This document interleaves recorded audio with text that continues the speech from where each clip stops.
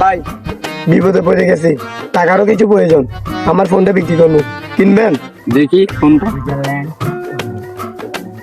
ভাই ফোনটা কিন্তু নতুন, কিছুদিন হয়েছে আমি কিনছি 30,000 টাকা দিয়ে। ভাই নতুন তো বুঝি না, সেকেন্ড হ্যান্ড তো সেকেন্ড হ্যান্ড। 5,000 টাকা দেবা? না ভাই ফোন দেন।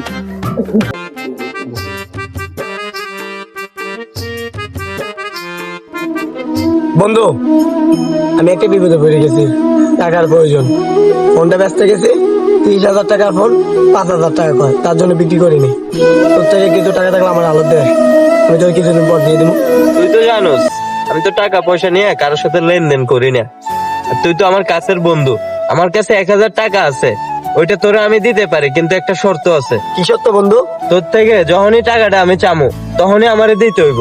করতে দেস কি করো সেটা আমি জানি না, আমার কিন্তু সাথে সাথেই দেওয়া লাগবে। পারবি? হ্যাঁ পারবো বন্ধু, দে। আচ্ছা দাঁড়া দিতেছি।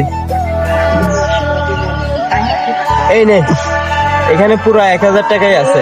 ধন্যবাদ বন্ধু, আমার বিপদে পাশে থাকার জন্য। তোর ঋণ আমি কোনোদিন বলবো না, যাই আমি।